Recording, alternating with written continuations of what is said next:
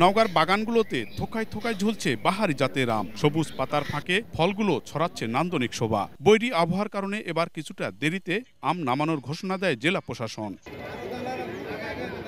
অপেক্ষা শেষে আজ বাজারে এসেছে সুস্বাদু ল্যাংড়া, গোপালভোগ ও হিমসাগর জাতের আম। জমতে শুরু করেছে আমের বাজার। ন্যায্য মূল্য নিশ্চিতের পাশাপাশি রপ্তানির জন্য নতুন বৈদেশিক বাজার সৃষ্টির দাবি বাগান মালিকদের। এখন বৃষ্টি হওয়ার পর যেভাবে আম দেখা যাচ্ছে, তো আশা করি আমরা কৃষকেরা লাভবান হব, বাজার যদি একটু খালি ঠিক থাকে আর কি। এখন কিন্তু বৃষ্টি দেয়, সার পাঁচ দেয়, এখন আমের কালার দেখছি ভালোই আছে। দেখছি সরকার যদি উদ্যোগ নেয়, অটোমেশন করে, এই ট্রিটমেন্ট ভিএসটি বসায় বা হঠাৎ ট্রিটমেন্ট যদি অটোমেশন করে, তাহলে কিন্তু একটা বড় অংশ এক্সপোর্ট করা সম্ভব। কৃষি বিভাগ বলছে এবছর উৎপাদনের লক্ষ্যমাত্রা নির্ধারণ করা হয়েছে প্রায় 4 লাখ মেট্রিক টন।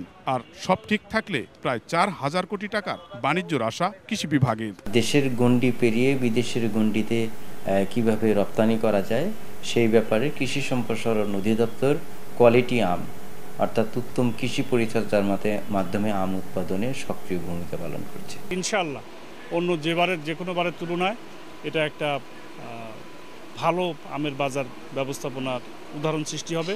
গত বছর নওগাঁ থেকে আম্রপলি, বাড়িফোর ও কাটিমন জাতের 300 মেট্রিক টন আম বিদেশে রপ্তানি হয়। আর এবছর প্রায় 500 মেট্রিক টন আম মধ্যপ্রাচ্য ও চীনে রপ্তানির অর্ডার পেয়েছেন ব্যবসায়ীরা।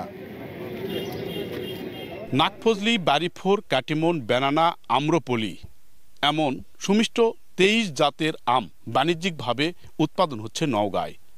নওগাঁর সাপাহার আমবাগান থেকে এম আর রকি, সময় সংবাদ।